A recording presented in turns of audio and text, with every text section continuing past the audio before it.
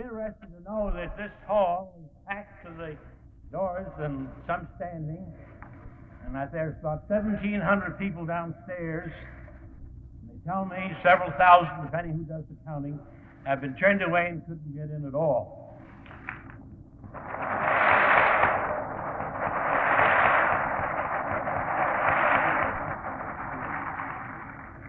And they all came to hear Jackie Robinson.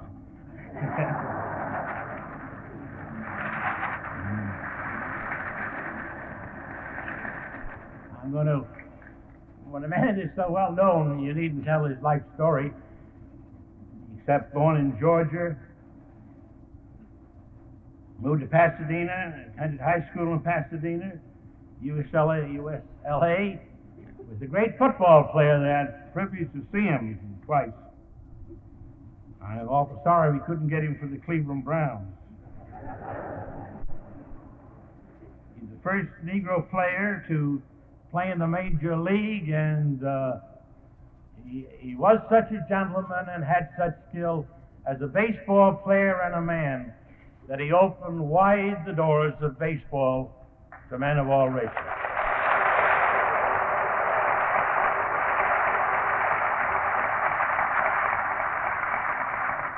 Now Vice President in charge of personnel for a chock full of nuts. Our stations sell this stuff, so I get it all out here. He's a personnel man, and he doesn't discriminate against anybody, you understand.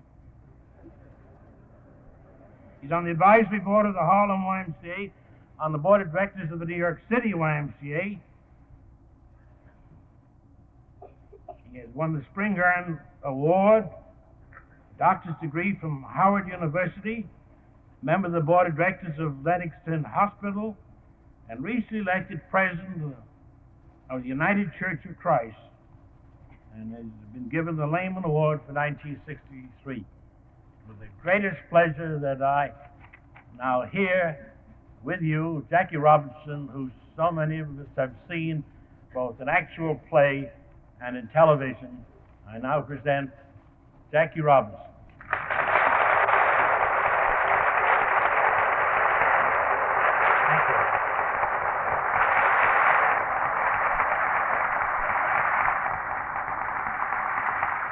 And all of us, I'm sure, are constantly asked about meetings such as this, the validity of rallies and demonstrations.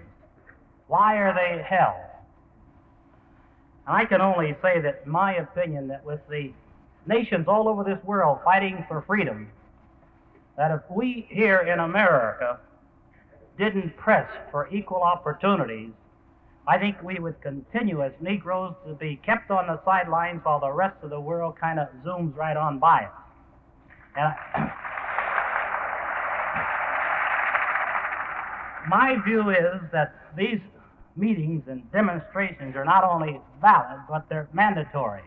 And unless we continue to press and pursue equal opportunities here in this country, we are not going to get the kind of civil rights that is necessary. And I hope that each one of us pledge that while this has been perhaps one of the greatest demonstrations of civil rights here in Columbus, that when we leave this auditorium, we're not going to thank the organizers and the sponsors of this particular rally for the job that they've done, but we're going to go out and find out exactly what we as individuals can do.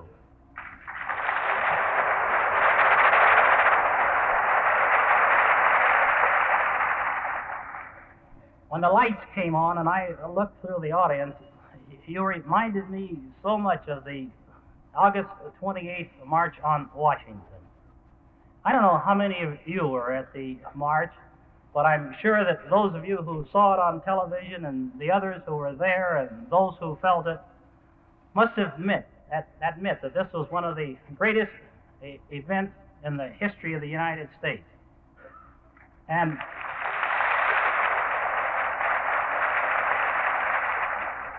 I want to say that I got the real great thrill of my life as my young son David and I walked in that march. And as I had my hand on David, I looked over to the lady next to me, and I said to my 11-year-old son, David, the lady next to me is Daisy Bates. Daisy Bates is the person who did so much in Little Rock, Arkansas, and helping the youngsters go to school. And the lady next to her is Rosa Parks. Had it not been for Rosa Parks, I said, perhaps we wouldn't have a Dr. Martin Luther King today.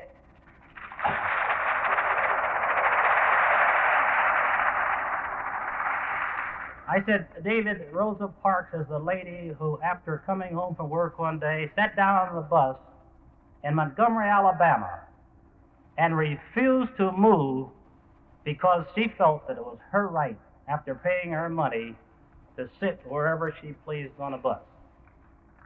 And as we continued singing songs of freedom, I pointed to my friend Frank Williams, who was now with the Peace Corps, and I pointed out that Frank had done so very much in pointing out to me what the NAACP is doing and what it means to our fight for freedom. And then as the songs got louder, I looked over and I saw these thousands of Negroes singing and holding their heads high and marching peacefully. And I said to myself, I have never been prouder of being a Negro than I am today.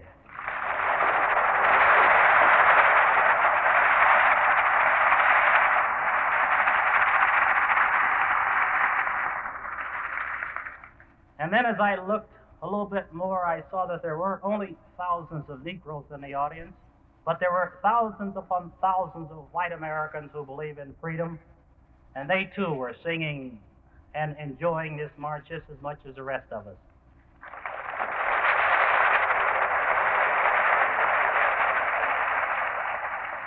And I said, I've never felt prouder of being an American. And then as we walked